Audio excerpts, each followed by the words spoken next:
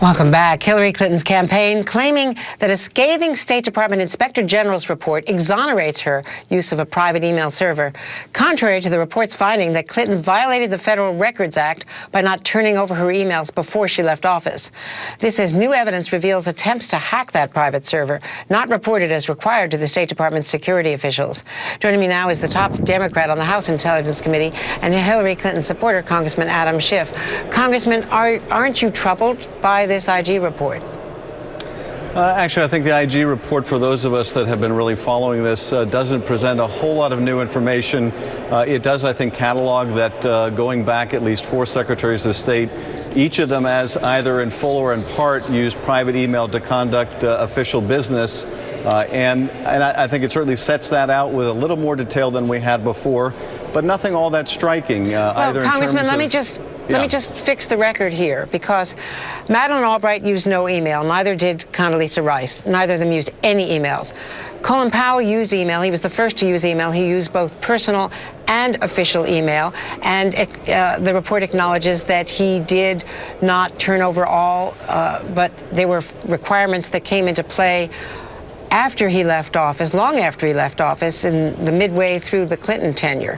Hillary Clinton is the only one who had a private server. She's the only one who did not cooperate with the investigators, and she's the only one who was not out front about it. Colin Powell, when he used private emails, was trying to send a signal to the workforce to start using emails, believing that it was very important that he dragged the State Department into the 21st century on usage of emails to communicate.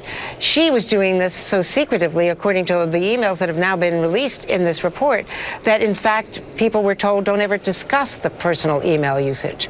Doesn't that suggest secrecy? Andrea, I have to say I don't agree with the characterization. You could equally say that Colin Powell was the first Secretary of State to use personal email exclusively for official business.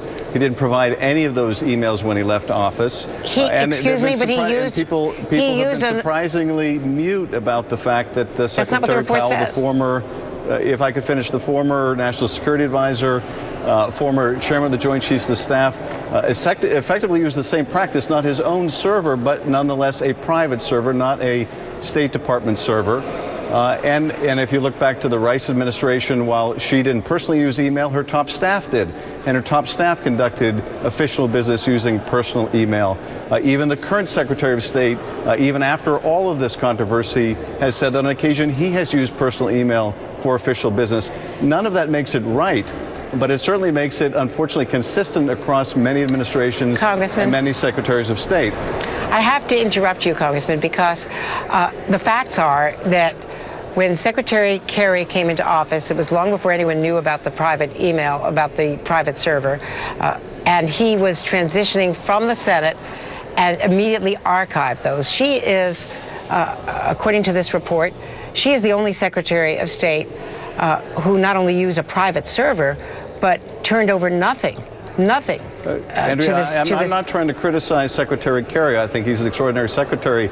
But the fact that he was using personal email for official business early on, before this became an issue, I think is all the more indication that up until very recently, this really wasn't seen as more than a record-keeping requirement, a preservation of records issue.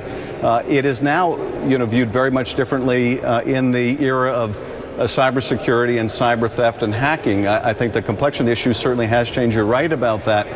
But what I'm pointing out here, and what I think the IG's report pointed out, is this is a long-standing problem. And I suspect if you look not just at the State Department, but at other departments as well, you will find very inconsistent application of the records retention requirements. You'll find probably still to this day a lot of personal use of email for official business. This is something we have to attack systemically, and I think the IG laid out a number of very solid recommendations that we ought to implement. But I think it really unfair to look at this report, which frankly is critical of the last 4 secretaries' practices, and merely say that this is somehow an indictment of Secretary Clinton. Well, in fact, the rules did change under Secretary Clinton. They were tightened, and she herself sent out a directive to the workforce under her signature. She may not have seen it, but it was under her signature, telling them all to follow practices that were not practiced by herself. Powell did, by the way, have an official account as well as the personal account. But the other point here is, what does this say about her management? Since it wasn't improved as the State Department supposedly upgraded its computer practices under her rule.